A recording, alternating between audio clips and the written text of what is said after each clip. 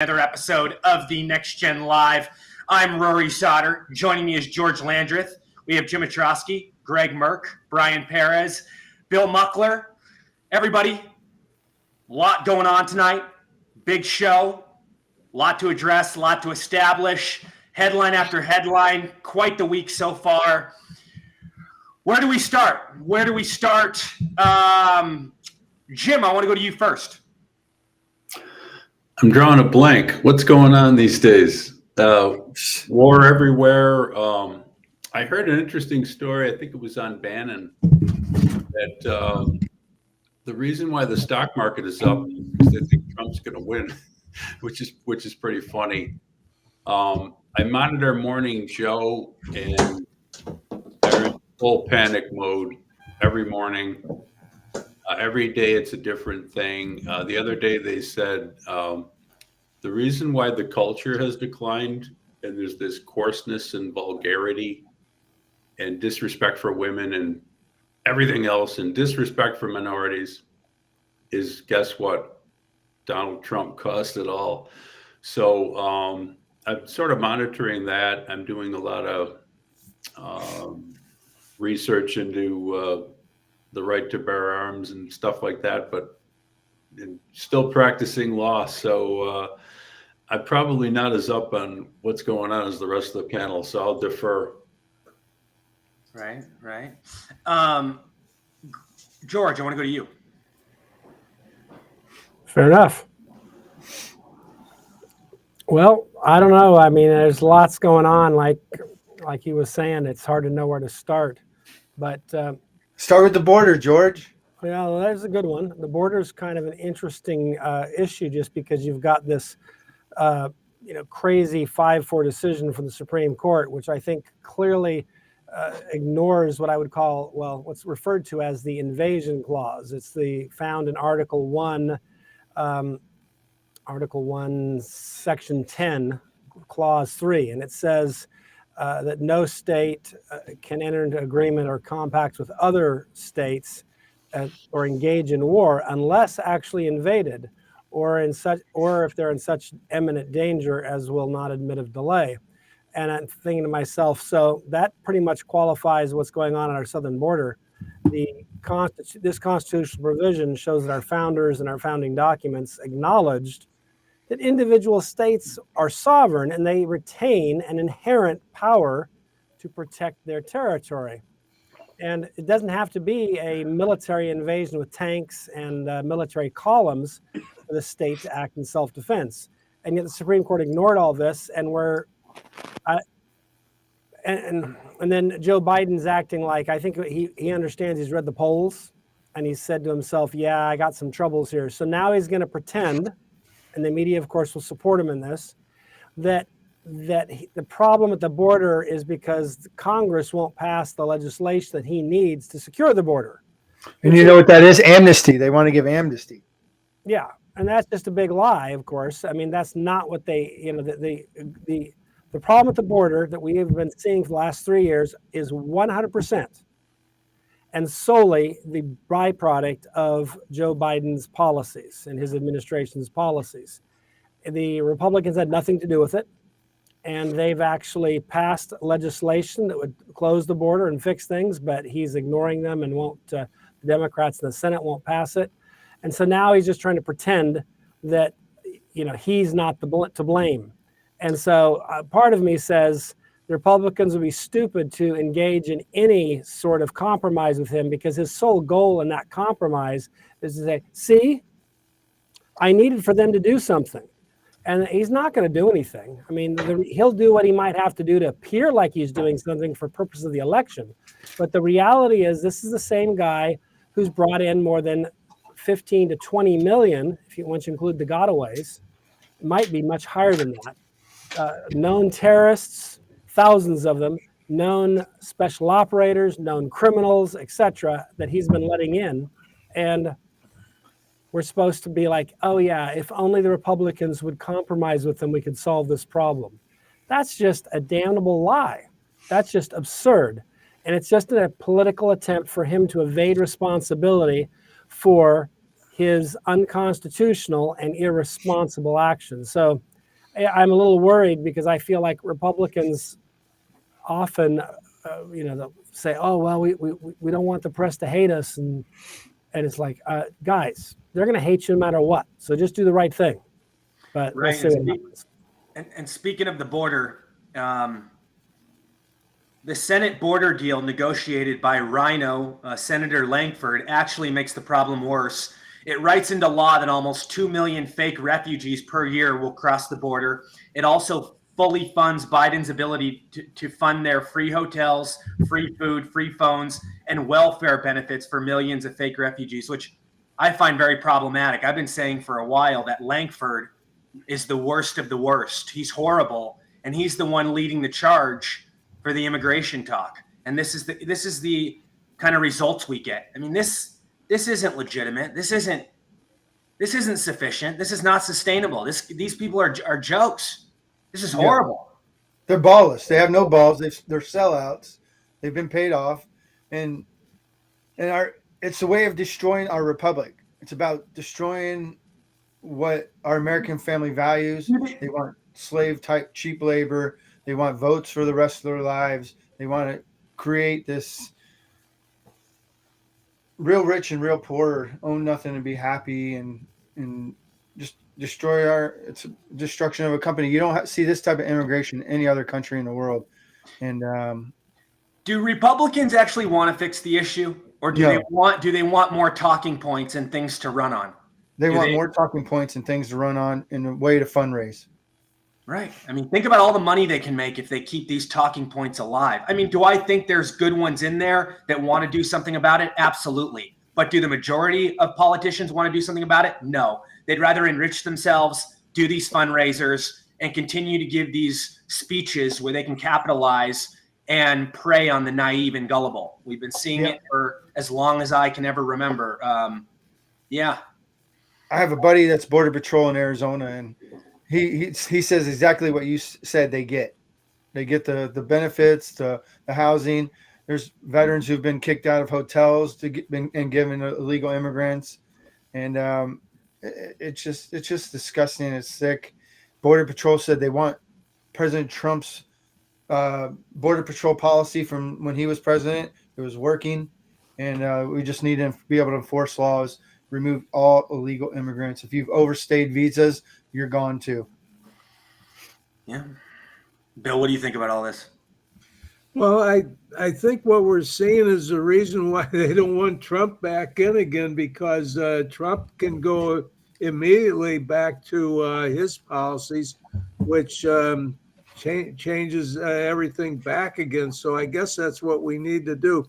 I've been kind of looking this week at I've been going over a chapter in my book on the judicial system. So I got two attorneys here. So I don't want, guys, I'm George and Jim. I'm not trying to steal your thunder or anything. I'm talking mostly about the history of the court and the structure of the court, so people really understand what this is all about and how the Constitution empowers the various branches of the government and so forth. And in doing that, I really, as far as civil cases are concerned, I've been watching this thing with this E. Jean Carroll. And I know that's probably not very important. And it's probably not on everybody's radar. But I think it's really a distraction for Trump that's going to really kind of drag some things out for him. And I think the Democrats will probably try to use that as a big talking point later on when it comes time for the general election that, Trump, as bad as he is, like Jim said, he's bad. Everything that's bad about America is because of Trump. And so Trump hates women. Trump's all in favor of raping women, assaulting women, and so forth. But then the more I look into it, and I don't know if I can really verify a lot of this, but apparently this E. Jean Carroll has made assaults on her body a cottage industry for herself. And that she's gone to court maybe 5, 6, 7 times against other I'm trying to think of the right word. I guess alleged perpetrators or whatever. And so, does anybody understand this? This happened close to what, 25, 30 years ago? Why is all of a sudden on an election year of 2024, when they got to get rid of Trump, is this case in court? Why would, if it was so important, it was so egregious, why didn't it happen 1995 instead of 2024? That's something He wasn't president then. And and you brought up the They whole. passed a special law, probably to get Trump to get around the statute of limitations. Well, Jim, haven't there been other cases in the past where people come forward years later and there is legs to the matter? I mean, there, you know. Not in my opinion. I believe that to have to defend something from I think it was 1994, is absurd, because you can't reconstruct. If it happened like 6 months ago, Trump would be able to these days determine exactly where he was. He'd have an alibi. I think the whole Carroll verdict is much more significant than an attempt to damage Donald Trump so he doesn't get reelected for president.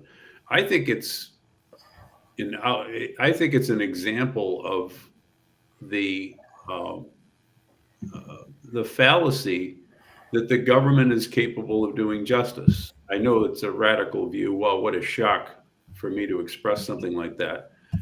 I personally, as a lawyer for 40 years and for 17 years before I was a lawyer, my father was a judge. I grew up in the system. I don't see any evidence for the notion that the government is any better at producing justice than it's good at producing anything else. So I think this, if you go back to the 2 impeachments, the 4 criminal, the 3 civil actions against Trump, this isn't an outlier. This isn't like, oh, we have a great civil and criminal justice system, except for these 8 Trump proceedings. No, our criminal justice system sucks because the government sucks. And this notion that the government can do justice is just one of the greatest myths of all time. It's like the notion that the Republican Party is going to shrink the government. It's just one of these myths that it's a comforting belief. It's not a fact. It's a prayer. I've written about this. I'm going to write a lot more about it. But in my book, Political Class Dismissed, I challenge this notion that, why does anybody think the government's capable of producing justice? I think we should assume that it's not. The government's good at grabbing territory, using men with guns to defeat other men with guns, and then to hang on to that territory in the face of all comers. That's what the government's fucking good at. And the government's really good at taxing people to sustain its activities. What expertise does it have, for example, in medicine, lockdown, COVID, vaccines? Hello? What evidence is there that the government is capable of producing justice? So I don't want to go on for an hour. I could, but I don't view the Trump farce as plural farces. The 4 criminal, the 3 civil, the 2 impeachments, and then I'm probably the ballot stuff too. It's all a farce. But I don't think this is an outlier. I don't think this is the system going awry. The system is always awry, and that's my belief. I'm sticking to it. And you brought up the statute of limitations. Yeah, well, that was just. There's a statute of limitations. But look at all the cases with like celebrities and stuff and all those matters. So it's not just Trump. It's happening to quite a few people. Well, in New York State, I can't speak to other states. In New York State, they changed the statute of limitations primarily because the trial lawyers. Well, here's what happens. So the trial lawyers hire public relations firms.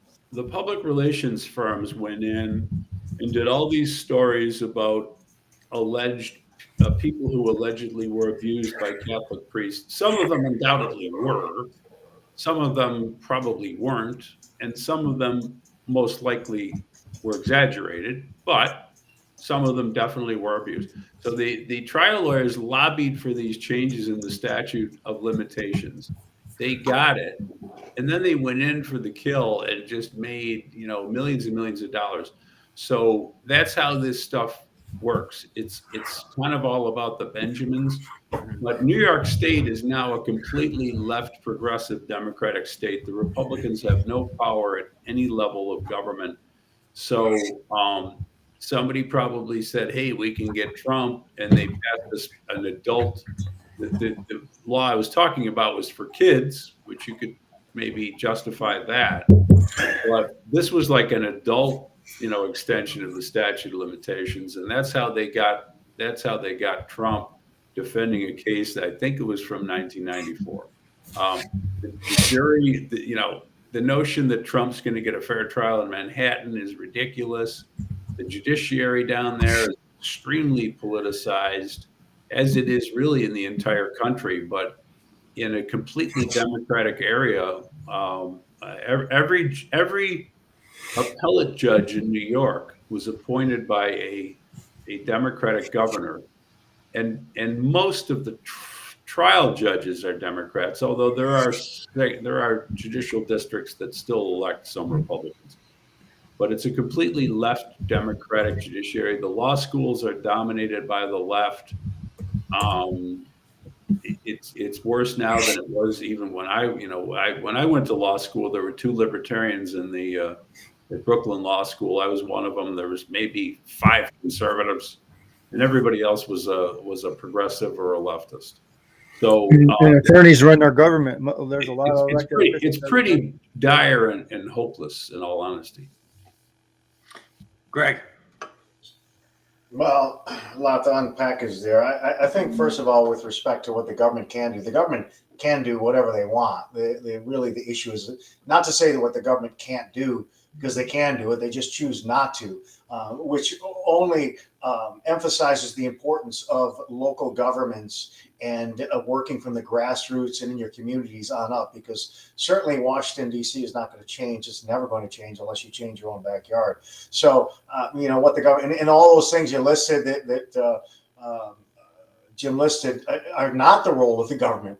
So the government is not to get involved in medicine and COVIDs and determinations of that. That's not the responsibility of the federal government. So the federal government has definitely gone outside the bounds of its constitutional authority, which is a problem that needs to be reined in. But the fact is, it's probably never going to get reined in.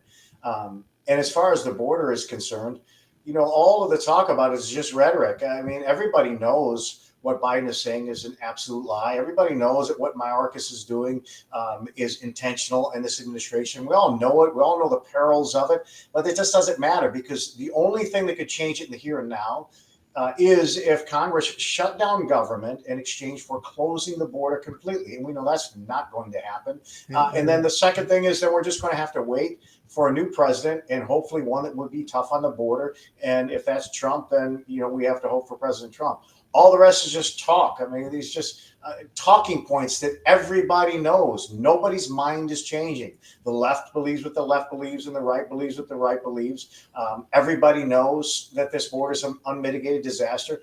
But that is the intent. You're talking about, a Democrat Party, a Marxist establishment that wants this intentionally, and not just for votes. That's the obvious. That's the low-hanging fruit that 12-year-old knows that. But it's the gross and unstoppable expansion of the federal government. That is what this open border is going. That is the irreversible damage. When you talk about Democrat votes, there's a possibility. There's a possibility that you can change that. You can win them over, albeit maybe it's slim, but you do have a chance to change these.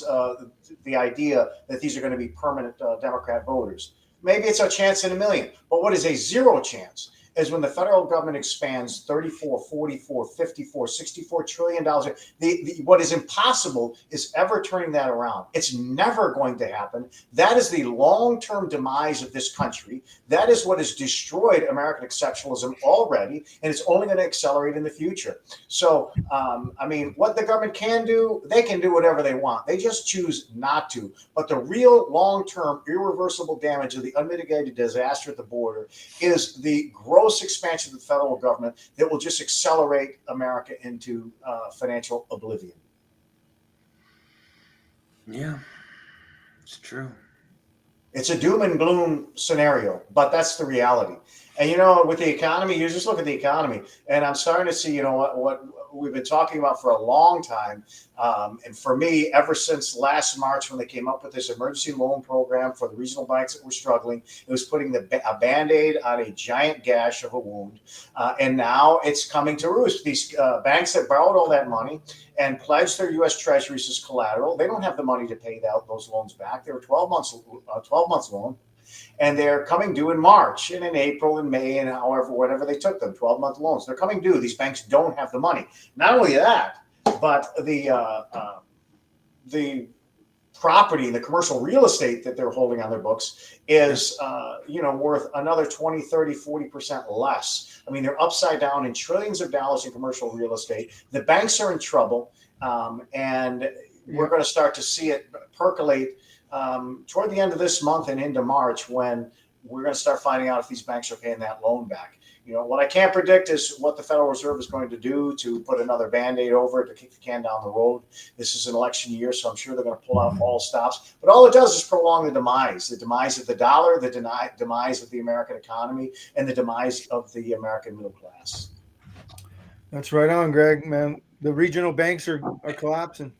And Greg, we saw after 2008, I mean, we never obviously fully recovered. I mean, there were things that never went back to normal.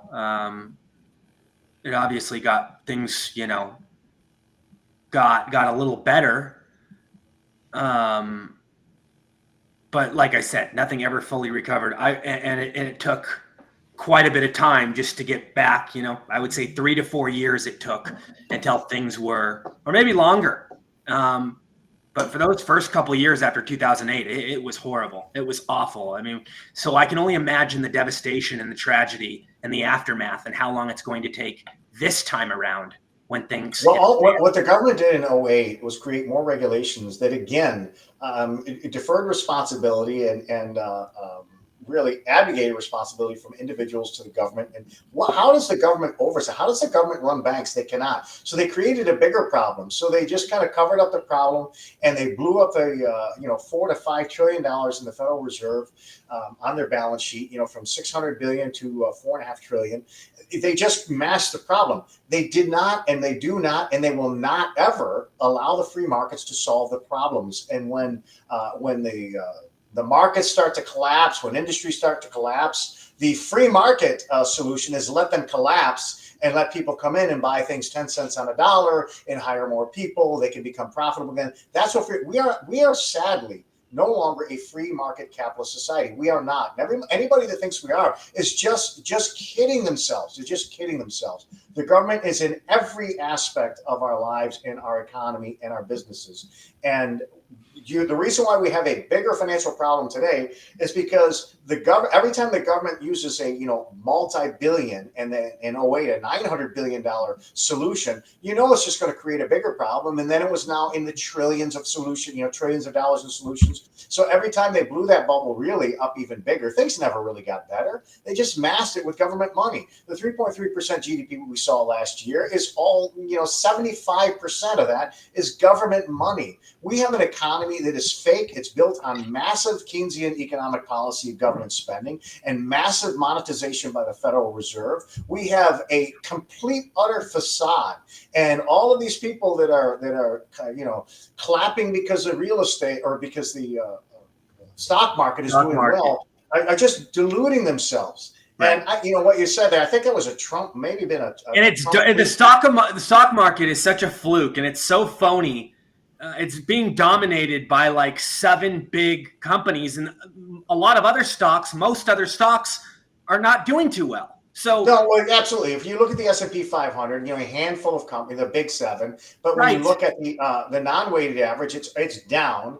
But the stock market doesn't measure the middle class people. They know middle class knows what's going on, right. The reality is people are hurting. The economy's hurting. Manufacturing has been in a negative, it's been in a retraction for 18 of the last 20 months. So we're already in a recession. The government just keeps throwing money on the fire and keeping it fire burning. But I'll tell you, I don't know if it was Trump who made the tweet. The stock market is and pricing in his return, which is absolute nonsense. I mean, if he said that's just utter nonsense. The stock market is pricing in, period, dot, end of story, the idea that the Federal Reserve is going to lower interest rates. It's not about, sorry, Mr. Trump, it's not about you at all. It's about the idea that the Federal Reserve is going to cut interest rates. And how do I know that? Because just yesterday, when Federal Reserve Jerome Powell started talking hawkish, then the markets plummeted. Because he started saying there's not going to be a rate cut in March. They were anticipating that. So the markets are reacting to Jerome Powell and whether or not he's going to cut rates or leave them the same. That has nothing to do with Donald Trump. Yeah, I'll tell you, looking at Jerome Powell and his body language, you can tell that he's nervous. There's fear in his eyes. I don't think this guy really wants to deliver the actual news, the reality of things, Mark. But deep down, he knows what's going on. He knows that we're fucked. He knows that we're fucked. Maybe he for sure doesn't want to say. He has to say the exact right words because he knows the markets move on his words. So there's for sure that. But his competency, I'm not confident that he is competent. I just am not. I would hope that he is. He's highly educated, a Georgetown lawyer. I don't know what he knows about the banking system. He's like a big government bureaucrat that's been appointed by a president, and his job right now is based on Joe Biden staying in power. So I don't really believe anything that the guy says, but it doesn't matter because people have to do their own homework, and the writing is on the wall. And, the stock market may react in late October if they expect Trump is going to get. That could be a time when the stock market reacts to Trump. But as far as right now, I mean, Trump isn't even in the picture as far as the markets are concerned. It's all 100% Jerome Powell. Right. Every time Jerome Powell talks, I see this guy and he's sweating and he gets red in the face. I wonder if he's all right. Definitely not. Like I said, it seems like nerves or fear. But maybe he has health issues. I don't know. But he's like red. He's sweating. I don't know. Yeah, maybe this guy knows he's lying, and he gets nervous when he lies. Right. That's the first thing I came to. Maybe it's nerves. His bunhole gets tight. Huh? Sorry. Yeah, no, he just gets tightened up. Like Greg said it. Sorry. Right. Yeah.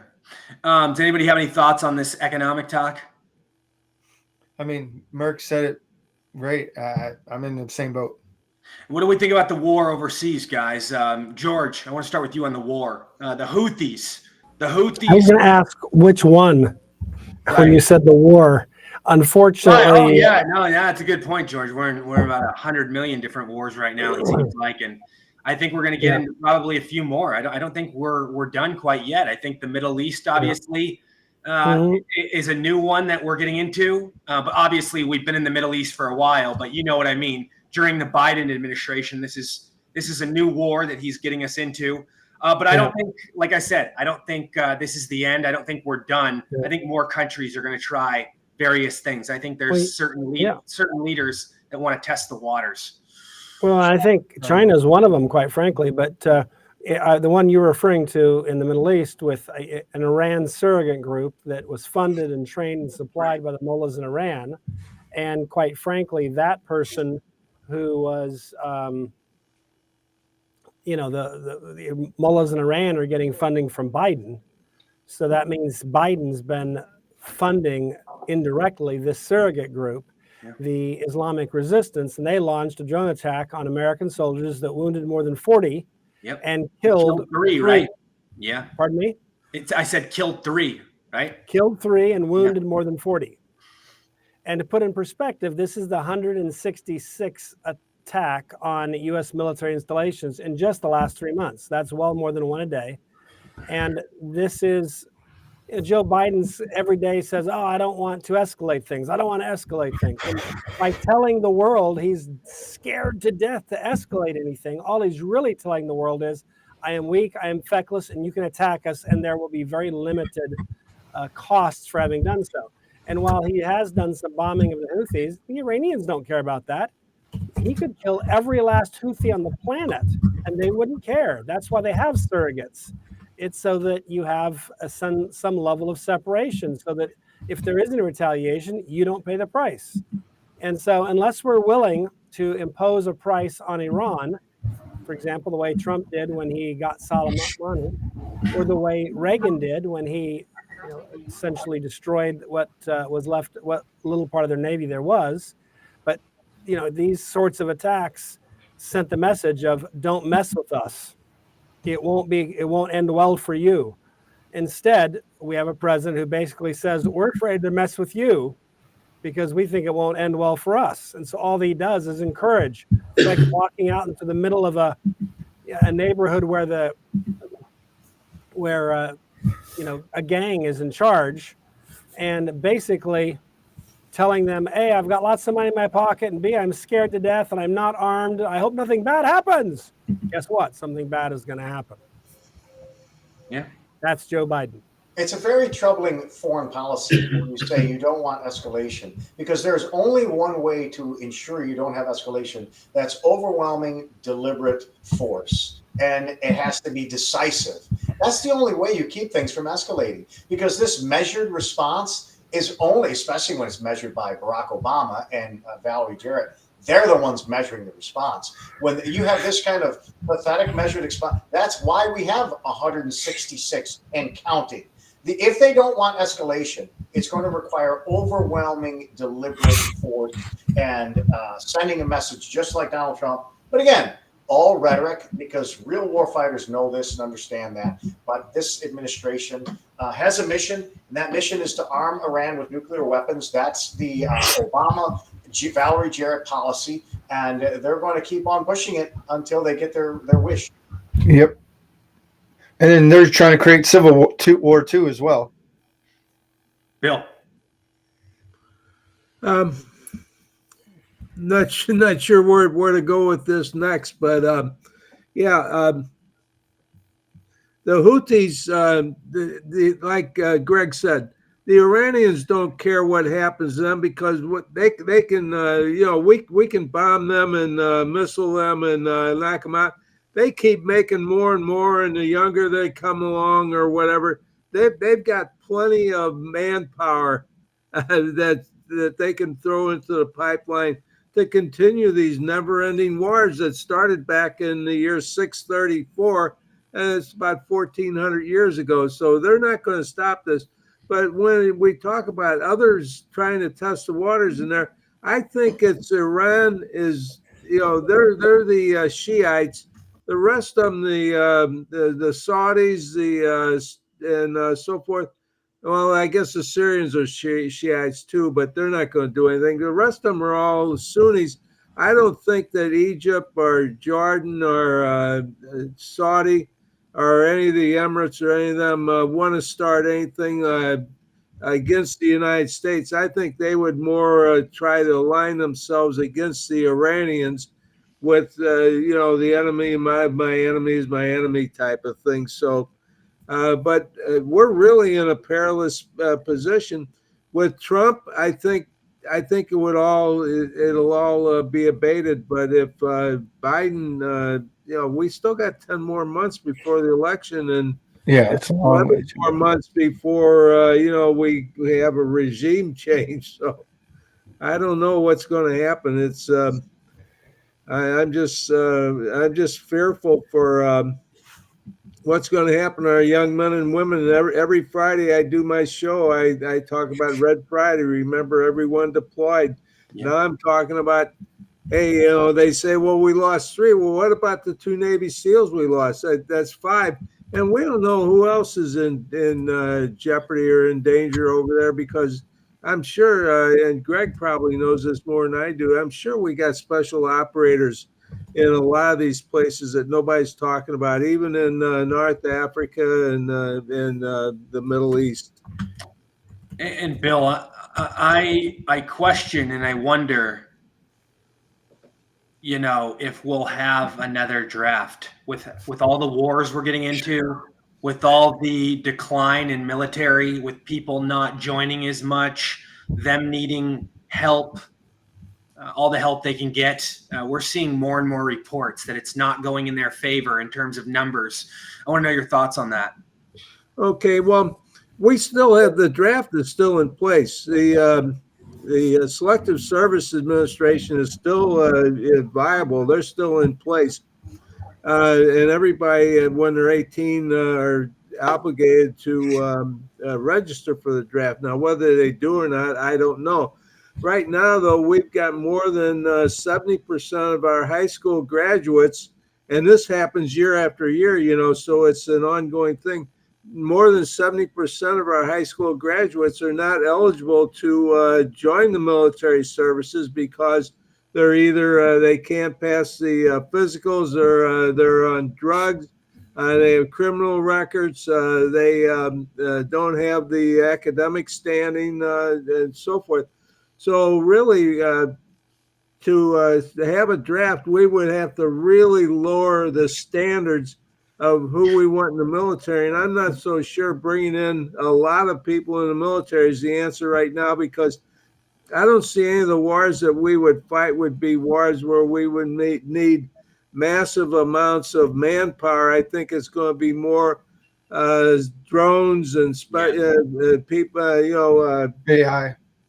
operating drones and special operators and so forth. The Marine Corps, MARSOC, Navy SEALs, Army, and Green Berets, or special operators and so forth. So I think, I don't know that we really need to go to a draft, because I think the ones that we want in the service are the ones that are in that 25-28% range that are really well qualified, that want to be in there. And I think that's who we want defending our country. What you're saying, Jim, with how advanced and evolved technology currently is, that's enough to not need a draft. But if we were 50, 60 years ago and technology wasn't at the level it's at right now, then we'd be talking about different circumstances. Yeah, for sure. Yeah. But it's not the same now. For example, China can't invade the United States. Well, they already have invaded the United States, but they're prosecuting a different type of war than what we're used to. They do not have the capability to land divisions of soldiers, land-based soldiers on American soil, because that would take lots and lots of ships and supplies and staging and everything. They don't have the ability to do that. There's no way they could do that. And if they did, we would have the ability with our submarine force to take out every ship that they have sailing across the eastern sailing east on the Pacific Ocean. So that's out of the question. And nobody else is big enough or strong enough to even invade American soil. So any wars that we fight are going to be on foreign soils, other than the ones that the cartels are prosecuting against us, and then the Chinese are with fentanyl and everything else that they're doing. We have to understand we're at war right now. Yeah. The Chinese, the way they're hacking everything, they can shut down our power grid, our sewage plants, our water treatment plants, and everything. They're working on that, so they could shut us down and put us back 100 years in technology. There would be no technology if they really wanted to. And I don't know that we're addressing any of this. All we're talking about now is identity politics and virtual signaling and EVs and so forth. Hell, I rode EVs when I was going to school. They were called streetcars, and they ran on tracks. Now we're trying to run them by batteries made in China, and that ain't going to work either. Right. Yeah, very well said. Jim, your thoughts on all this? I heard something, and I can't remember who said it, but I thought it was, they brushed it off, and I thought it was very significant. This base that got attacked, is it true? Does anybody know that that's part of Trump's anti-ISIS operation? And I remember hearing at the time that Trump ordered that base closed, and Milley came in and overruled Trump. And the reason is so that China can take over. the deep state forces could go after Assad. Now, that whole Assad Syria thing is a mystery wrapped inside an enigma. I remember when that thing first started, the media said, Assad is very unpopular. He's a war criminal. His people hate him, and he's going to be overthrown any week now. That was like 15 years ago. And I don't really believe anything about Assad. I'm not saying I like the guy. I'm just saying we've been lied to. But does anybody know? Because if that's true, then that's on, that could be an issue in the presidential campaign, that not only was Trump's order violated, if it was, but it was done for nefarious reasons to continue this ridiculous intervention into Syria. I wrote a book about this that nobody read, but my point is I know a little bit the Syrian intervention. It was stupid, had nothing to do with America first or anything involving our national interest. But if Trump ordered that base closed, that led to these not only 3 deaths, but a lot of injuries, as has been reported on the panel tonight, that could be an issue in the campaign. Why wasn't that base closed? And obviously, even if Biden wasn't involved in the decision to overrule Trump, it was Milley. Biden's been president for a long time and never closed that base. What the hell are we doing with a base in Jordan? It's so I think I can answer why they say it's there. I'm not saying it's legitimate, Jim, but that base is there. It's sort of like on the corner of Jordan, Syria, and Iraq, and it's there to supply all the various other operations we have going on in that area, which are supposed to be guarding the supply line that Iran is sending to Syria and then to the Hezbollah and Hamas. So anyway, we're supposed to be interdicting the supply routes, and this one base there is a base that controls all of our supplies, our ammunition and food, clothing, everything that our people need. That's like a central depot, so to say. So that's why it's there. I'm not saying it's legitimate. I'm not saying that they're stopping any flow of materials and supplies and weapons from Iran, but apparently there's a route that they travel on from Iran to the sea, and that's why it's there. I get it. I don't recognize the validity of any of those purposes at all. I don't either, but I mean, I'm just involved in Syria, Jordan, Iran, Israel, Gaza, you name it. I think the whole intervention since World War I has been an unmitigated disaster and continuing. But if Trump's order was violated, that should become an issue in the presidential campaign, and hopefully Trump's consultants, and I don't know who his consultants are. I'm not particularly impressed by them. Yeah, he's still surrounded by the same he's still surrounded by the same jerk-offs that were horrible the first time around. So he really hasn't learned his lesson. He's still surrounding himself with rhinos, globalists, people that are now not out for the country's best interest. So that's a big problem. Yes. And it should make people angry. It should make people upset. It should make, like Jason Miller, his campaign manager, he's the ultimate scumbag. He's the worst of the worst. And Trump still has him around running operations. I do not understand Trump's mindset.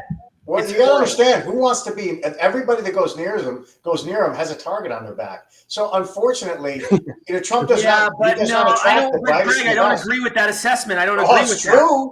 I mean, I understand. No, I understand that's true, but I don't think that's a reason for him not to be able to get somebody better or somebody that's because there is somebody that would do that job, that has integrity, that is authentic, that is legitimate. That Everybody on this panel would be able to do that job, Rory. Yeah, Anybody okay. on Well, this go panel find him could in do that. Washington.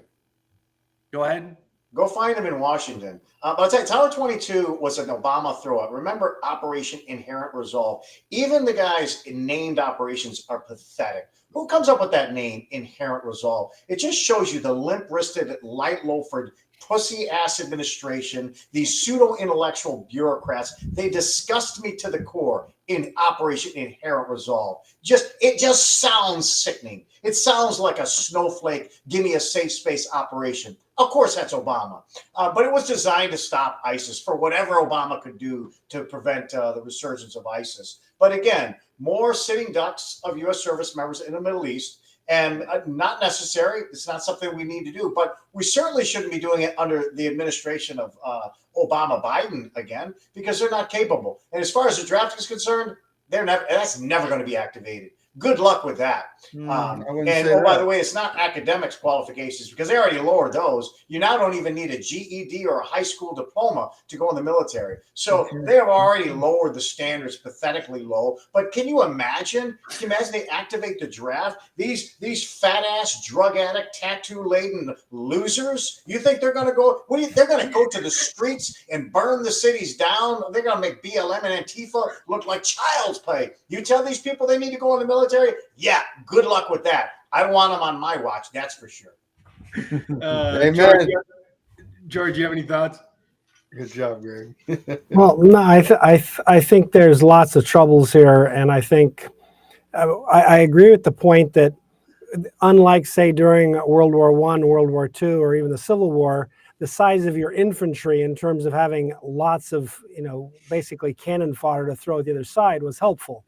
In today's world with technology, we actually, because I remember talking one time with Rumsfeld about this, he didn't want a draft because what he really wanted was well-trained, well-qualified people who were professionals who saw this as their calling in life and that were really highly motivated. And he pointed out the reason why American soldiers who have historically been the best on the planet is not just because they have great equipment, but because they're highly motivated. And his point was a draft makes you less motivated and less trained. So, but the problem is, as I see it, when you tell the public, America's a racist nation, it sucks, it's inherently evil and so forth. Oh, and by the way, would you like to put your life on the line to defend it? No. So that's part of the problem is when they spend all their time telling us how evil America is, how our Constitution sucks, how our founders are bad people, and all this, that I think they're kind of stepping on their message.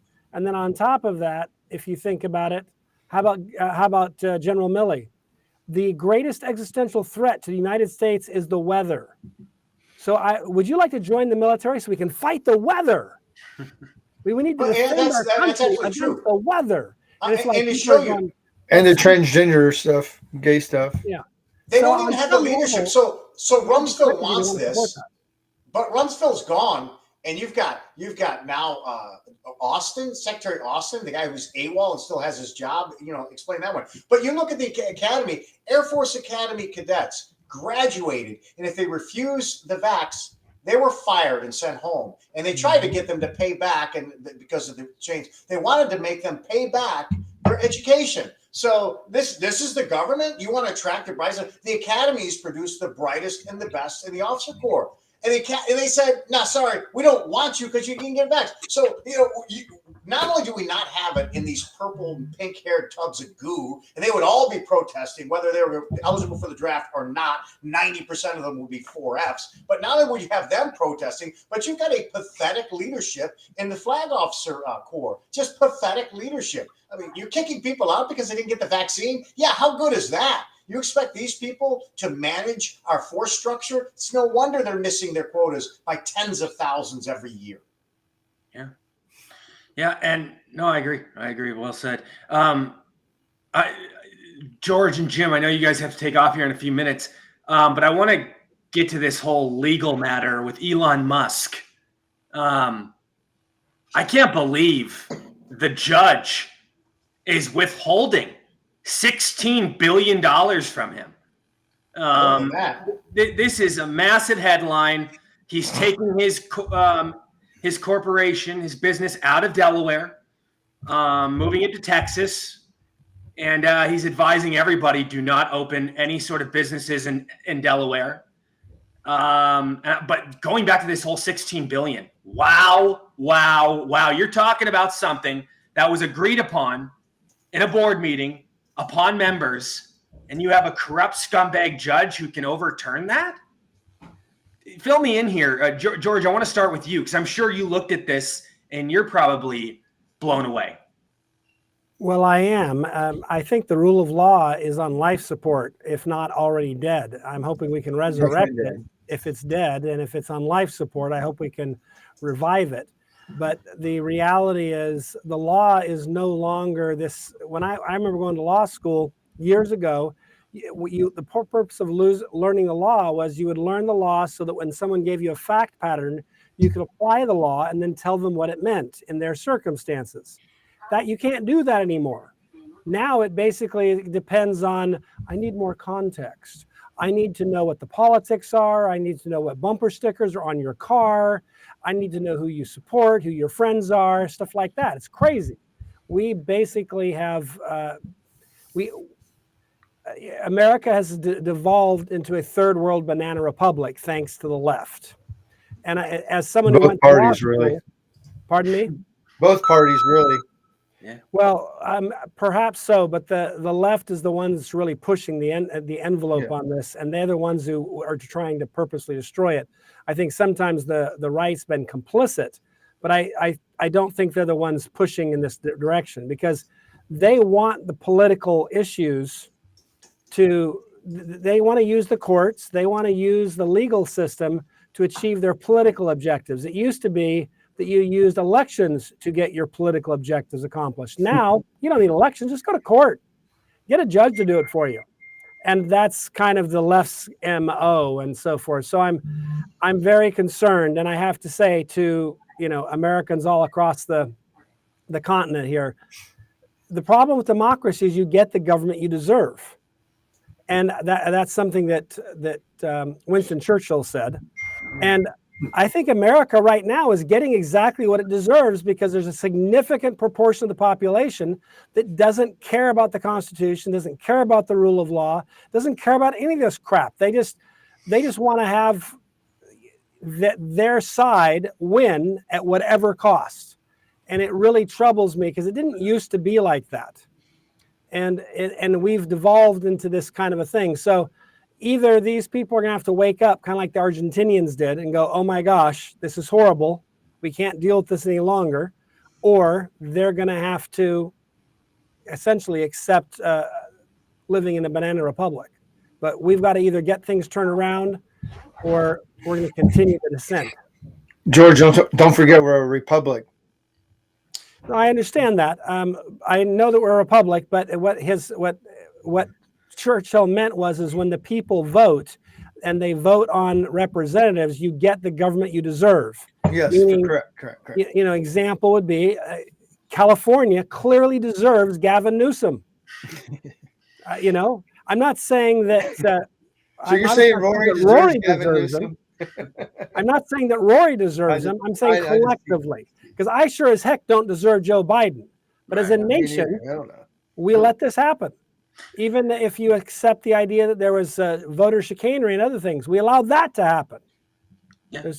As a population, we have basically let the idea of a constitutional republic slip through our fingers like water. Right. Yes, sir. And we're paying the price. And that's our fault. Yep. Jim, what do you think about this matter with Elon Musk? Did you pay much attention to it? I just heard the headlines again. I don't have much confidence in the judicial system. I actually dealt with Delaware courts on a ivermectin COVID matter. And I can't say they were overtly corrupt or bad. I believe we lost that particular case, but I thought they were a bit political on the left, pro-lockdown, anti-right to choose medication. So funny that I had a little bit of experience there. I do have to run. I'm working on a amicus curiae brief for the January 6 people. Wow. In the case that actually involves Trump. And I'm doing a little, I'm not the author of the brief. I'm actually one of the clients, but I'm doing some proofreading on the brief, and it's due tomorrow. It'd be an interesting thing to talk about, I think, after it's filed. But basically, what 20 seconds worth, they had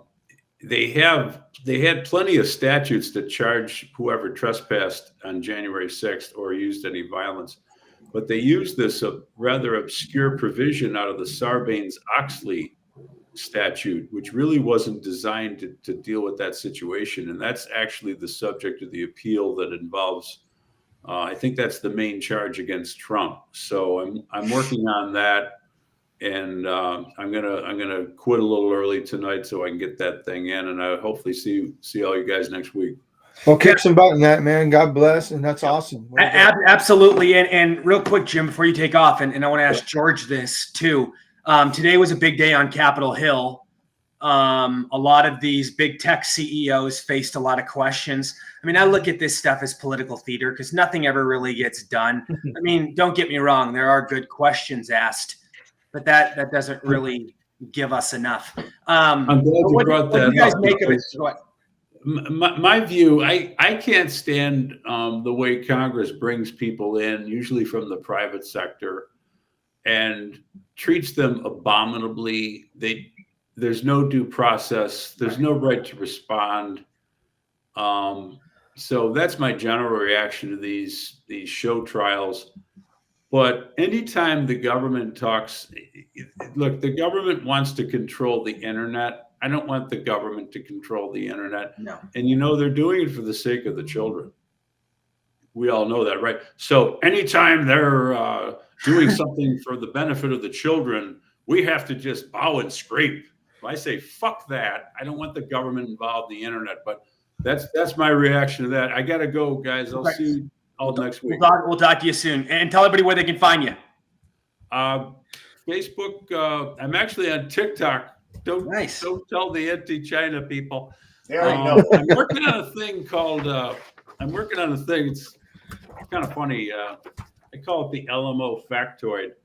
This little sheet here is this is coming out tomorrow. I did a list of all the countries where there's ongoing civil conflict, and then I correlate it to the low rate of civilian gun ownership in those countries. Right. And then in the final column is how many times the gun control groups have talked about how great it is to be, for example, in Myanmar, which has no guns, which is what their goal is here. So I'm working on some of those things to bring some facts out. I'll talk about it on the show next week. Absolutely. And thanks a lot, guys. Yeah, talk to you soon. George, what do you make of Capitol Hill today? Well, Capitol Hill is often a circus. In regards to the tech stuff. I'd like to see them, do something that's substantive and matters. And again, I don't want government to be in charge of the internet. We need government to be in charge of the internet the same way we need government to have a ministry of truth. But at the same time, it would be interesting and nice to see government stop being in cahoots with big tech. For example, we saw the Justice Department and other, the FBI, et cetera, working with big tech to silence conservatives and to silence people who weren't following the approved narrative. So I'd like to see that stop, and I'd like to see them get to the bottom of that, and I'd like to see that level of control over the internet to stop. And what I mean by that is I'd like to see government stop trying to kind of clandestinely and quietly control the internet when they don't have a ministry of truth, having FBI effectively make itself the ministry of truth. But I know people like Rand Paul want to do that, and I know he has allies that want to do that, but I think for others, they have other agendas. I don't quite understand why it's hard to have this idea of Congress shall make no law affecting free speech. I'm not saying they can't outlaw a ministry of truth. They can do that, but what they can't do is create a ministry of truth, either back door or front door. and I'd like to see that happen. But I'm worried that the slim majority, there's too many stupid Republicans, kind of rhino types, that would go the other way. Yeah. And it'd be a lot nicer if we had a very, very strong, healthy majority, so that when the 10 guys that were morons wanted to slip off the other side, it wouldn't matter. We wouldn't need their vote. We could tell them to go to hell. Right. Bill. Yeah, I agree with that, George. Hey, by the way, George, I wanted to let you know I visited your webpage. You really got a fantastic webpage. Boy, there's a lot of content on there. Well done. Thank you. You know, the sucker bucks and the rest of these clowns, when they get sued for $100 million, maybe they'll start changing their ways. Government isn't going to do anything. They're not going to change anything. Only money talks, and these people will start walking. So let me get slapped with a couple of lawsuits. But back to the lawsuit against Musk. Remember, this is brought up by a guy who owned 9 shares. 9 shares. He didn't like the package. 9 shares he owned. But really a pathetic case in his face. But really beyond because the judge didn't just arbitrarily, I'm going to take on Elon Musk. He had this clown who brought the case before the judge. He heard it and he adjudicated. But it's really about class warfare. And, this is a problem that's not going to be solved overnight, because you have people that despise wealthy people in general. And then when you get a guy like Elon Musk, who's protecting free speech and all of the things he's doing, so he's really made himself an enemy to the left. They're really going to come after him with both barrels. So it goes to 2 things. Number one, it's about class warfare, and it's another part about the people who they just don't like because they're not pushing their narrative. If it was Bill Gates or any of these other globalists who are pushing an agenda, maybe they wouldn't be pushing and hating the fact that the guy got 50. And it's over 50 billion what the package was. 50 billion. And he had to perform. Yeah, that's what I said. It wasn't just say we're going to give 50 billion. He had to Right. meet certain gates. And they weren't easy gates. They weren't impossible, but Right. they weren't easy. They gave him incentive, and he did it.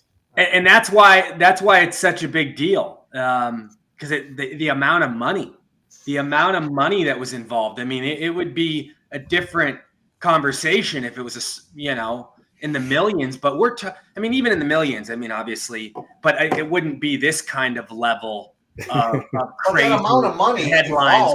Because of who Elon Musk is, because of his vision, because of the company that he created. It wasn't just like, hey, give me $50 billion. I think I'd no. Right. He earned it, and he met them all. Right. Look at where Tesla was in revenue when he made that deal, and look at where it is today. I don't know the exact numbers of where it was, but this deal was made several years ago when Tesla was still up and coming. And Elon Musk prevailed, and he worked his ass off, and he should be rewarded. He did his task. It was the end of the bargain. Yeah. And I don't think anybody else could have done that. I mean, he was probably the only guy that could do that for that company. He did Right. it. Right. And people try. Right. Hey, anyway, I wanted to get in there, and what I wanted to say was, what I remember when I was very young and I incorporated, people said, hey, incorporate in Delaware. That's the haven for corporations. Everybody wanted to incorporate in Delaware. Now we got one radical fanatic judge that's after Musk, but who knows how many more there are, but apparently Delaware is not the safe haven for incorporating your business anymore. But as far as these congressional hearings, I think it was Senator John Kennedy from Louisiana said he's been there 7 years, and it's the same. They say the same thing every year. If you go back every year, it's the same thing. They drag these guys up. The Republicans, if they got control of the House, they're asking all these questions. We demand a yes or no. And then the Democrats get up there and they give a 5 or 7 minute speech on how wonderful the person is. And so, nothing ever happens. Nothing ever gets done. Everybody eventually goes home and they forget about it for another year until they come back and say the same know nothings, do nothings. We ain't going to do anything except be on TV for a day. Right. Yeah. I mean, it's one of those things. It's yeah, there's never any long-term legitimate sufficient solution. Never. Brian, your thoughts? Yeah, I mean, Mark and Bill and George, everybody's been on point. It's chaos. It's created to be that way. I got to kind of just observe a lot of things this week and just talk to people. There's a lot of silent majority out there that they're losing hope. They love this republic. They love God, and they're just hardworking, everyday people. And they kind of got in this little. They want to secure the border. People driving along. Some people trucks, cars. People who just patriots who love this place and just want to do what's right, take care of their community, have a wife and kids and family and friends but the whole system that everybody talks about all the time, everything is about destroying that, and people see it. I think they don't know what to do, but everybody's like, oh, I'm just one person. I go, you know what though? If everybody stopped saying that and we all actually did something, whether it doesn't have to be you have to go to war, but it could be whatever your God is giving you your talent to help in this time. We all do it. We got the good time, the good people, all of us. We got to band together. We got to fight this evil, demonic, filth, corruption. It's you don't understand how sick and evil it is because your mind can't go there. But that is what we are fighting. You have to really dig deep, and we all need to step up, man. We need the fellas. I've been, all the guys have been like a lot of my guys. Let's go, the men. We got to lead. Let's go. It's time, man. We got to lead, but allow God to guide us spiritually first, and then lead that way. Not with ego. Don't lead with pride and all that, but lead with the Spirit. Yeah. No, agreed. I want to bring this up. I want to bring up a new article, a new headline. Voters face significant threat from wave of AI-generated fraud as experts race to stop election interference.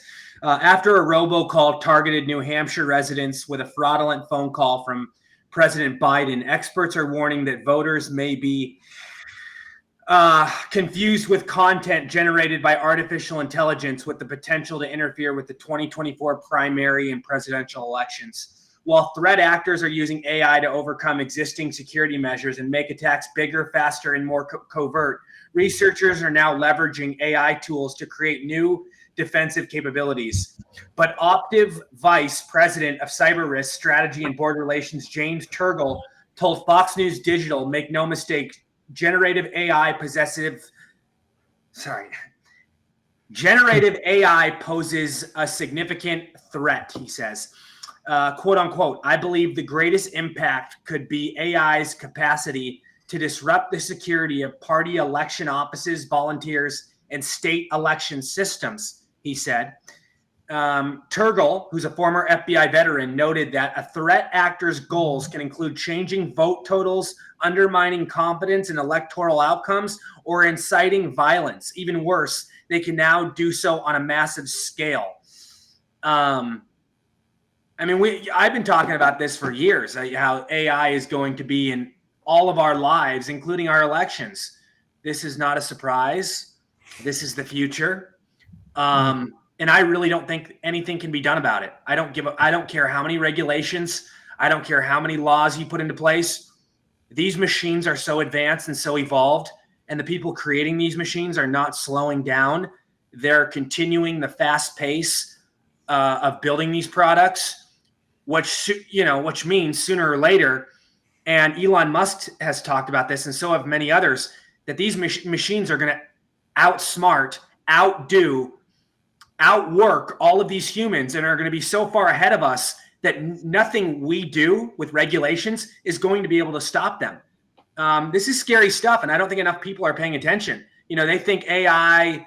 I think a lot of people just think AI is this hot topic, and it's fun to talk about, and things are never going to really get to a scary level, but they are. They really are. I mean, when you have technology going at this pace and you have all these new products coming out and all these scientists and these researchers coming up with new things, yeah, I mean, I've seen the Terminator, Rory.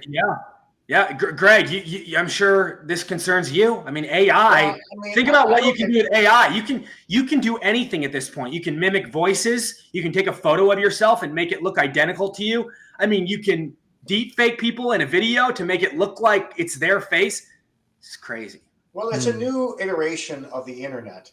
Many good things, huge amount of bad things. The potential for AI to enhance life for millions, billions of people is profound. It can streamline production. It can make operations 100 times more efficient. It can do work in a thousandth of the amount of time it would take just humans to do it. It can design, it can write, it can do so many things that, you know, companies spend millions of dollars employing people to do. So it does have tremendous benefit. I do think, though, that it all comes back to individuals and doing your homework. You know, I do see that there's going to be we saw it with the Biden calls, and you know, there's a lot of potential for fraud in that. But I think that if the government gets involved in it too much, it's just going to make it worse, because I think the markets and people are going to, you know, if Donald Trump knows there's a fake ad out there that's putting making him look unfavorable, he's going to come out very quickly and try to counter it. You know, as long as the markets are allowed to operate freely, I think that it will separate the wheat from the chaff. But there's always the danger. I mean, that is the problem with technology. You know, in the 90s, you know, one state where you can go to this main search engine and just tying all of these companies together in one search, you know, the sky's the limit. And the same thing with AI. I think there'll be a lot of good things it will do. There's going to be a tremendous amount of bad things. And, you know, it all comes down to, we can continue to chase the symptoms. You know, it's like a really bad cold virus. You know, all of the symptoms, from the runny nose and the coughing and all these things, you could try to fix each one, but you really got to get to the virus. And if you could just kill the virus, all of those ugly symptoms would go away. And the virus in America is the breakdown of the traditional family, the complete rewriting of history, the basically wholesale dilution of traditional family values and Christian values in this country. I mean, we obliterated what America stood for and the kind of morals that we taught our children. You know, and if we have to go back to that, otherwise we're just chasing a bunch of symptoms. And I don't see us going back to the traditional America anytime soon. Does the good outweigh the bad, or does the bad outweigh the good with this AI Well, stuff? in a nation that has the three indispensable supports intact, which is freedom, virtue, and faith, it's good. But in a nation where all three of those indispensable supports have been utterly obliterated, it's going to be bad.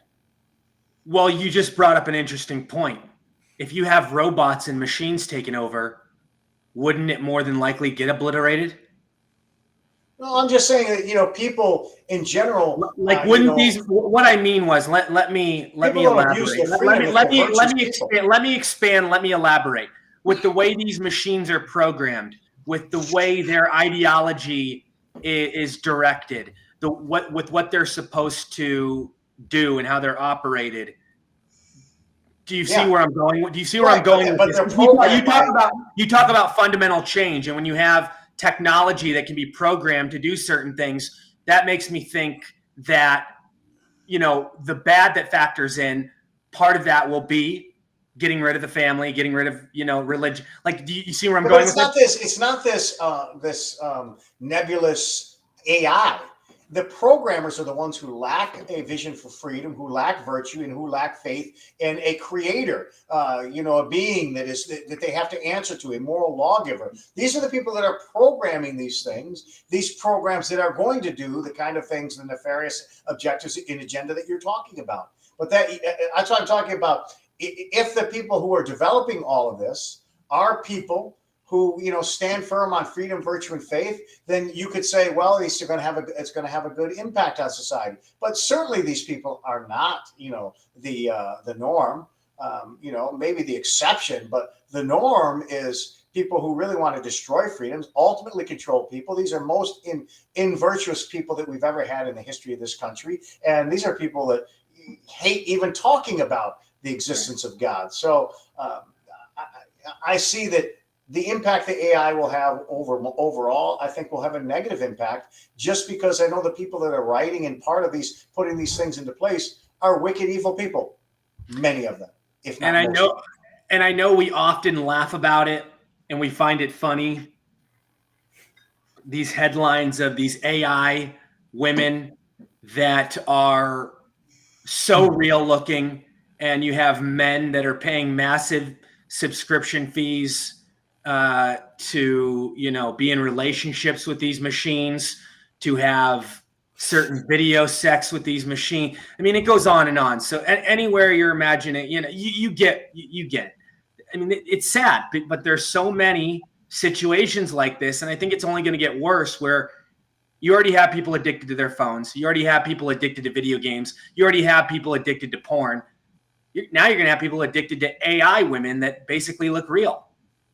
Well, that's why I say it's an extension. It's a new version of what the internet has done.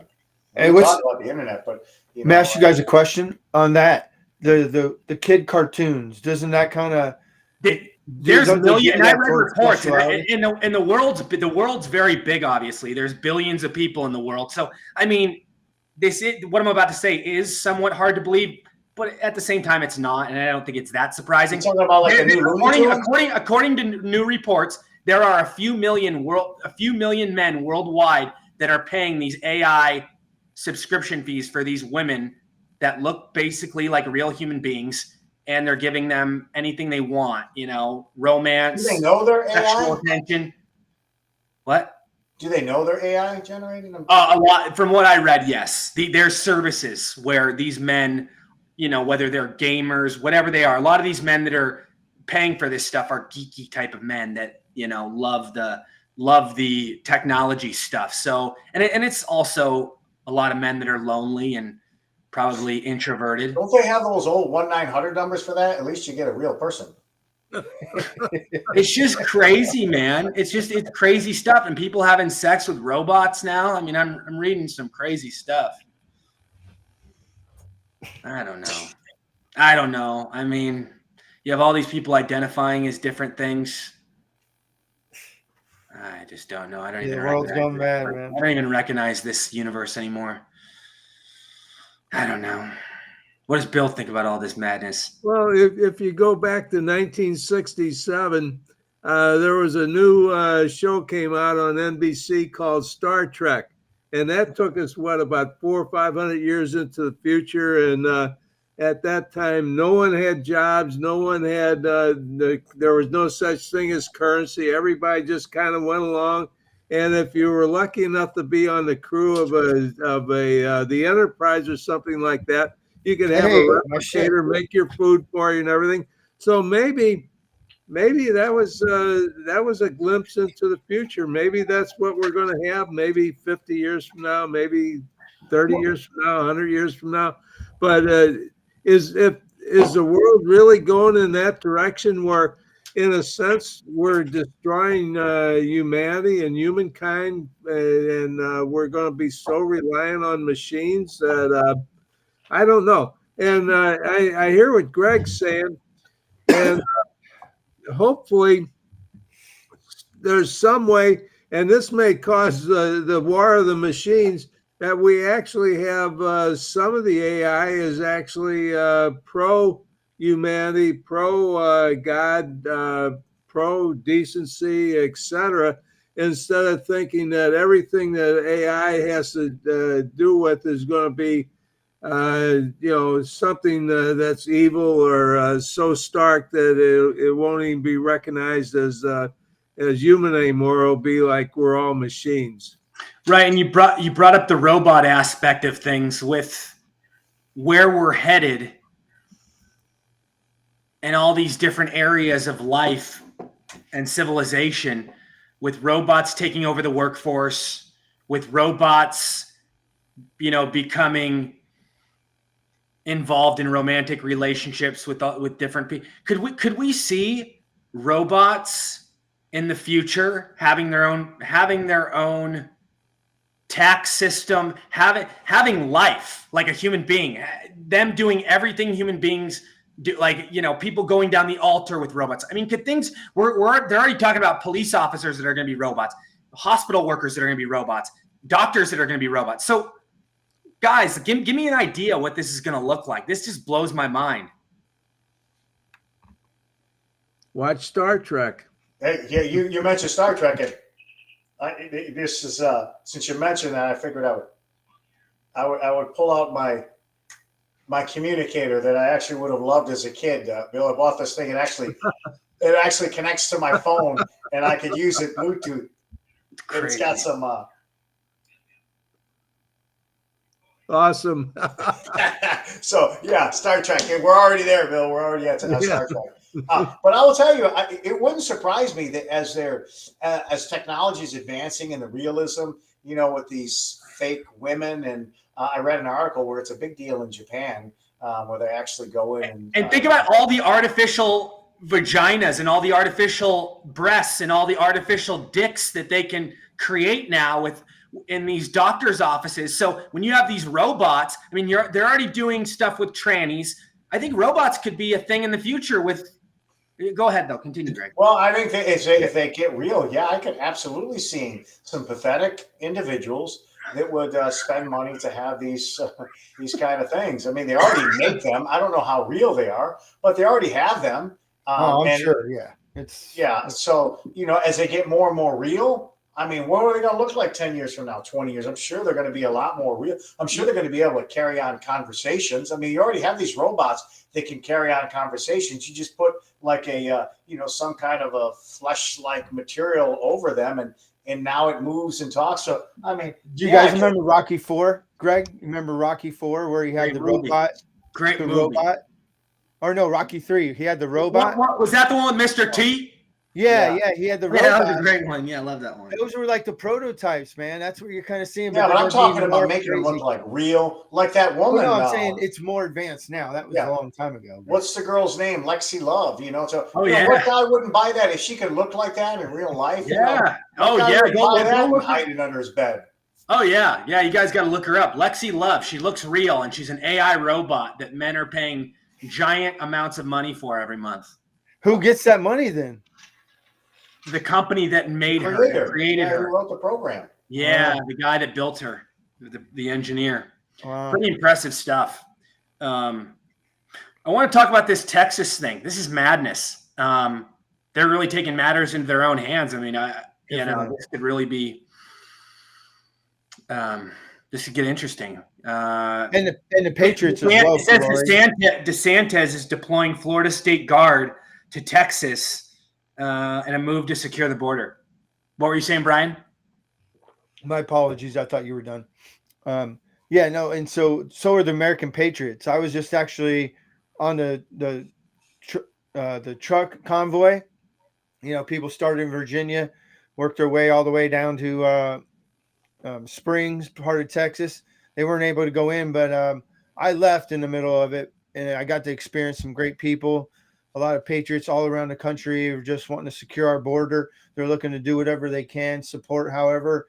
Patriots showed up with just water and just, hugs. And it was a great community buildup around our nation and our republic and our communities, just to know that there's people out there all over.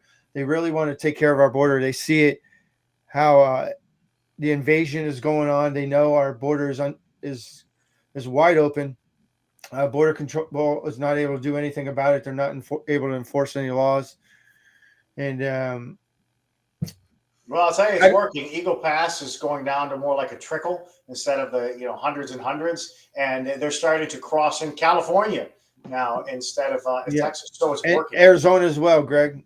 Arizona as well. It's getting bad over there, and like you guys mentioned, until President Trump gets in, I agree. I just don't know how. I mean, how do we make it that far? That's a year. We'll make it. We'll make it. We'll just do irreparable damage. 30,000 coming across a month. We'll just do irreparable damage. That's all. I mean, Yeah. this just we're not gonna cease to become America in the next 8 months, 10 months, but we're going to do serious damage, long term damage to our economic future. That's for sure. Yeah. I mean, And just then look at about the the disgrace. You have the guys, those Venezuelan illegals beating up the cop in New York, then getting let out without bail, flipping a finger to the media, and four of them got on a bus with fake names and got the hell out of Dodge in California. Yep. And then you see Joe Biden made it about himself when with the family, the three Marines, I believe they were out of Georgia that were just killed recently as well. The families were just sad that we just lost 3 soldiers, and 2 Navy SEALs as well died about 2 weeks ago. And this administration always makes it about themselves, and it's disgusting. Hey, at least he didn't look at his watch this time. Yeah. Well, how did we know though? He was on the phone, right? I mean, Says a breaking report right here. Capitol Police won't charge the 2 men in the Senate gay porn scandal that occurred a few months ago. yeah. Of course, Well, what really is the criminal charge? And I've always said the double standard. Rules but for the even. I not wonder for what the- their charge would be. What are you going to charge them with? I mean, it's not Insurrection. Well, let me see what Insurrection. the two men who filmed and appeared in a gay porn video in a Senate hearing chamber seem to have dodged legal repercussions. U.S. Capitol Police announced Thursday they found no evidence that a crime was committed and will not bring charges against the 2 men. So what did the crimes that they said J6ers did that these guys committed insurrection? They were inserting things in their bodies that don't belong inside a Senate building that you shouldn't be.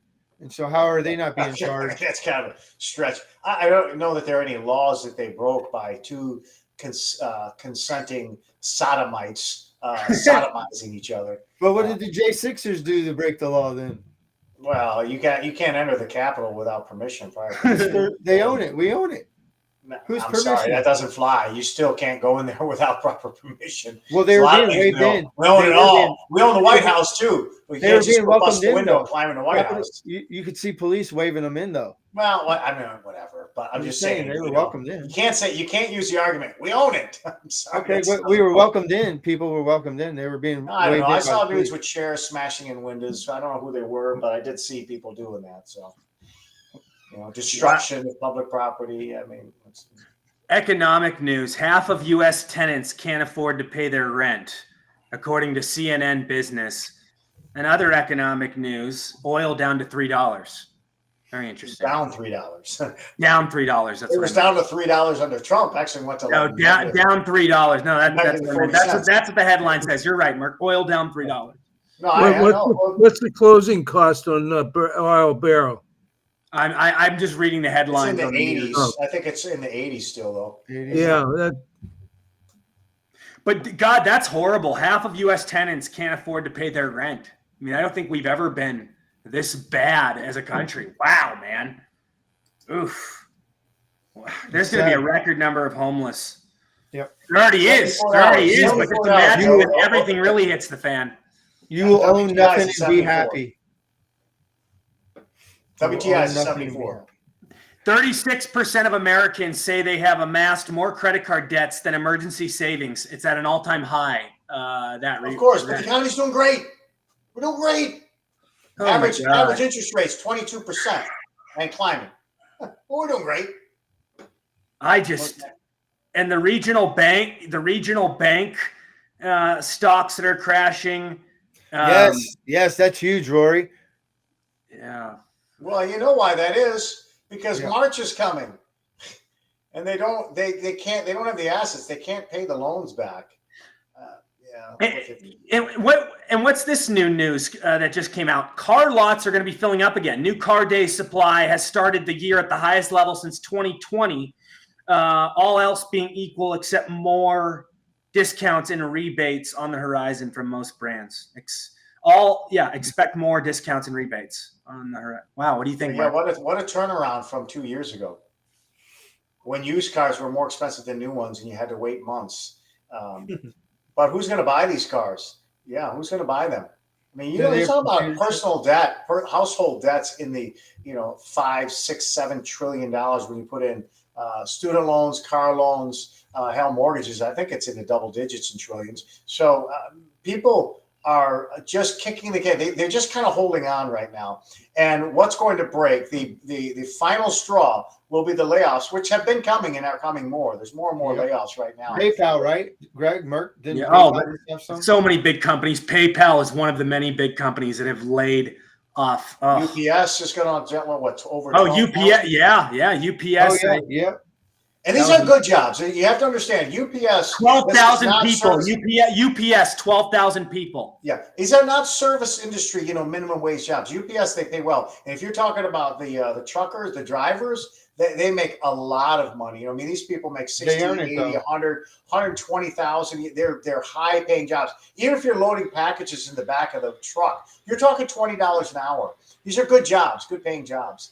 And they're going away. That's going to be the catalyst that kind of accelerates. Really, I think what's going to be worse than a recession. But we just have too much debt, corporate debt. Approaching 20 trillion, household debt, 1 trillion. National debt, and you compound that problem with interest rates that are at all-time highs in the last 20 years. Yeah, and it says here institutional clients sold more than $5 billion worth of equities last week, the most since 2015 and second highest since the global financial crisis, according to data from the Bank of America. Wow. Well, because doesn't sound like much. Well, but the reason is because the Federal Reserve has not been taking their dovish stance anymore. They went a little hawkish. They took rate cuts off the table in March. And now it says here, this is really troubling financial news. U.S. Treasury confirms spending on debt interest now larger than entire defense budget and will soon surpass the entire Social Security budget. Yeah, this year will be 1 trillion. And this is what I said, last year. I said we're going to be looking at $1 trillion this year. Now, you compare that to 2 years ago, it was 400 billion. It's going to be 1 trillion, and it's going to go up exponentially because you're going to get this debt service spiral, debt to service spiral. The debt is going to grow up exponentially, which means the service on that debt is going to go up. Then you got the service going up to pay for the interest. You got to raise the deficit spending is going to get even higher, and as you get a higher deficit, higher debt means so it's this spiral. As the debt grows, the service is going to grow, and we can't pay the service, so we're going to have to increase deficit spending more, which makes the debt grow. And it's just this ugly, vicious cycle, unsustainable forever. You don't know when it's going to break, but it just can't keep blowing up forever. It just can't. Right. And it says here, I think that by 2030, we're talking $2.5 trillion just to pay the interest. And I want unless the Federal Reserve goes and reduces interest rates back down to 1% and below. Yeah, and it says here Egypt, Ethiopia, Iran, Saudi Arabia, and the United Arab Emirates have confirmed they are joining the BRICS bloc. So that's more big news. And Greg, we've talked about this a long time, how the more powerful they get, the worse the news is for the United States. Yeah, and it's small potatoes right now, but there are some UAE is doing some deals in their digital currency. I want to say it's $28 billion in some oil deals, but it's small potatoes now. But it's not good news for the U.S. dollar and dollar dominance. It just isn't. I don't care if it was 28 million. It's not good news. It's an alternative to the U.S. dollar that people are seeking, and it's only going to gain traction and be a bigger problem for the U.S. dollar. Yeah, Bill, you have any thoughts? Ultimately, though, unfortunately, it will cause a lot of pain, a lot of austerity, but it might be the best thing for us. I mean, you think about it. I agree. The fact that we have this dollar that goes all over the world and we're off any kind of standard, we've been spending into oblivion because as long as it's like a person who just keeps going to the bank getting more money. The best thing the banks could do is say, no, you're not getting any more money. It might hurt the guy and he might go bankrupt, but maybe he can live to, pick up the scraps and try again. The fact that everybody buys our U.S. treasuries is not a good thing. It's just not a good thing.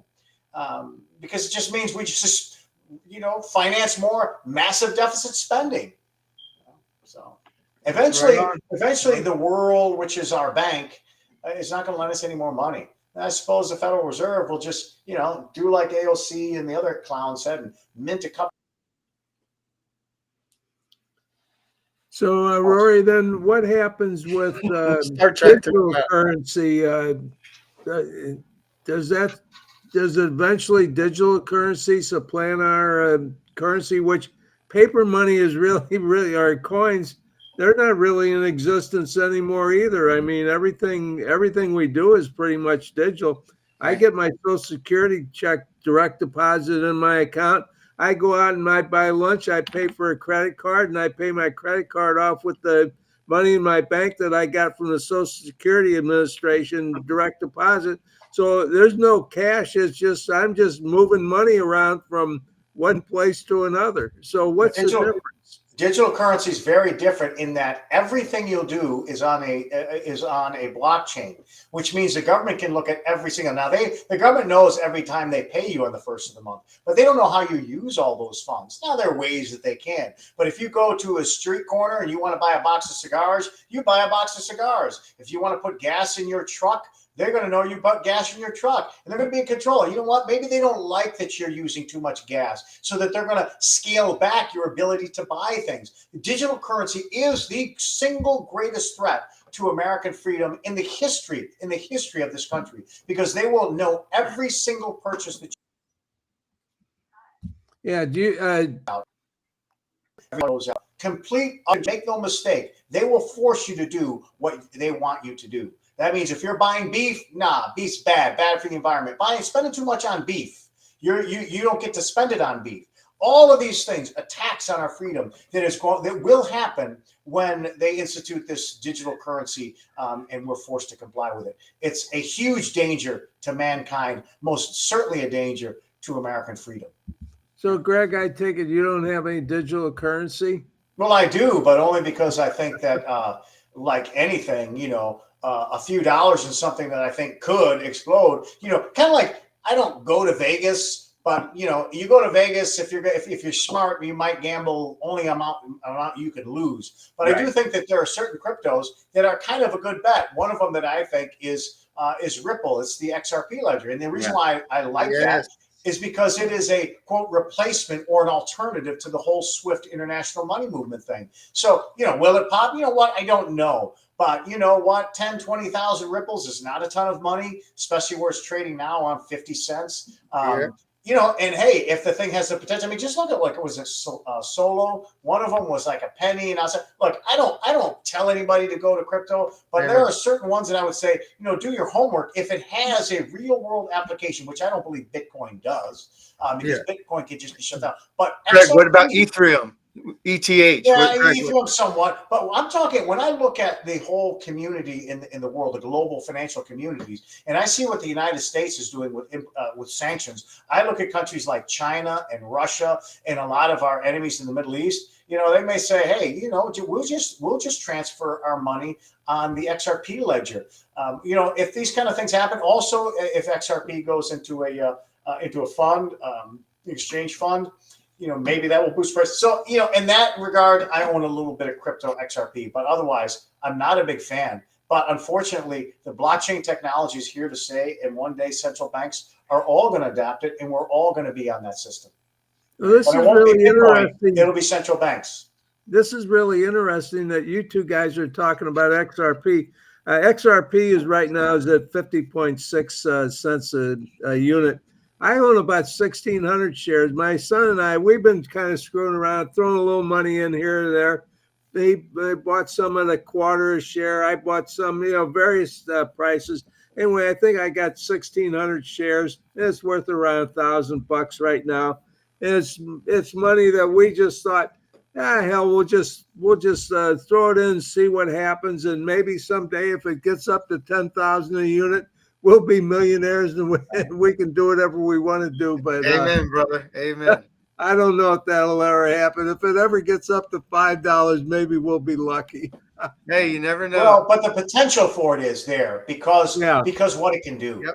I mean, Bitcoin takes enormous energy. What people don't realize, I mean, there are giant warehouses full of computers to allow for the exchange of Bitcoin. The processing power is an enormous drain, so it's hardly the green alternative. Now, XRP settles in fractions of a second.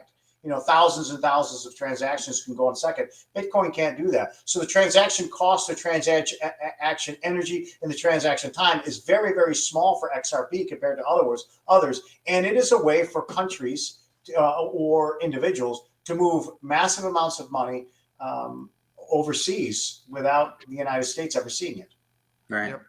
Yeah, just in the time that we talked Bitcoin, I mean, XRP went from 50.6 to 50.62. You can sit there and watch their webpage. It's like you just watch the numbers going up and down.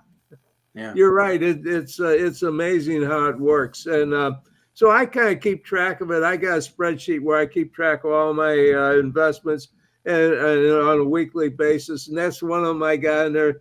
1,600 shares in my Excel spreadsheet times whatever it happens to be, and I'll type it in, and it changes before I even get a chance to hit enter on the Excel spreadsheet.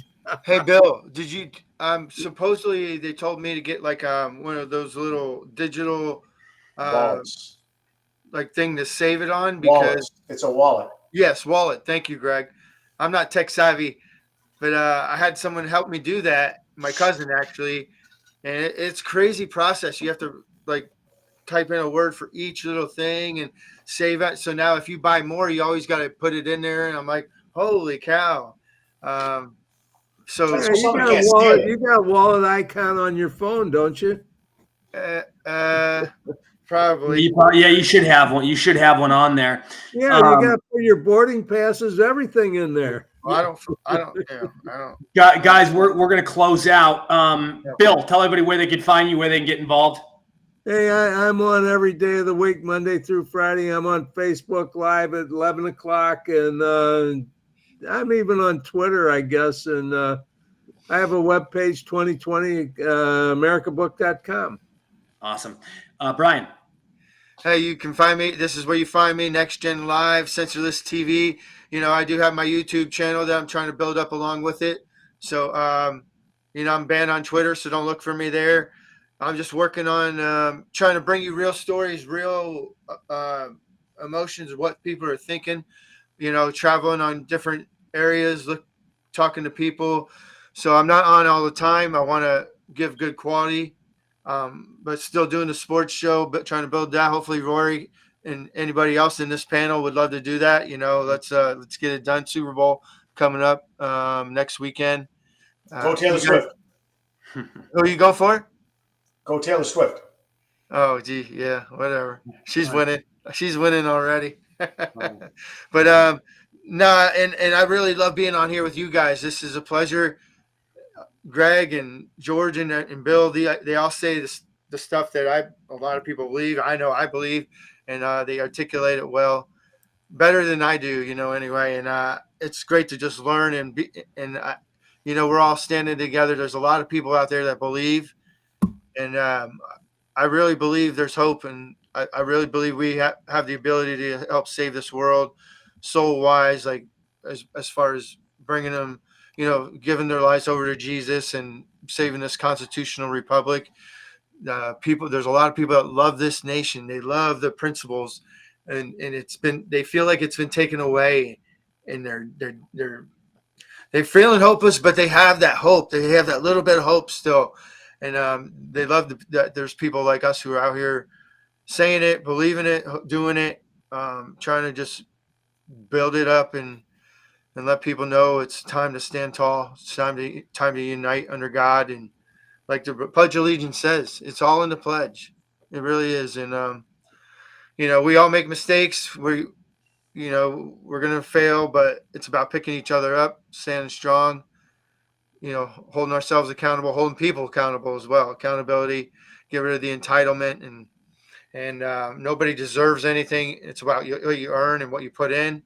You know, there's a generation that's never been taught this stuff. It's about changing generational principles. And, you know, our president even said it. You're always one generation away from extinction. And you know, who knows? But we got to start getting natural families together, making babies, because eventually the transgenders and the gays and all that, they're going to end up depopulating because they can't produce.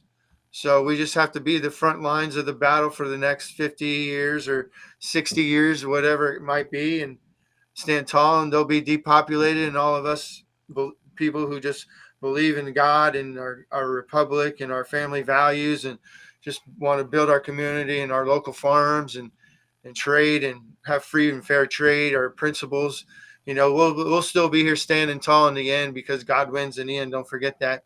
And so we just still have to battle, hold that front line, and man, keep it up. This is fun. Greg. You find me on Facebook, X, and on the Next Gen. Excellent. Excellent. Oh yeah, that was closing. Sorry about that. Well, everybody, I want to thank you all for tuning in tonight. It's been a fantastic episode.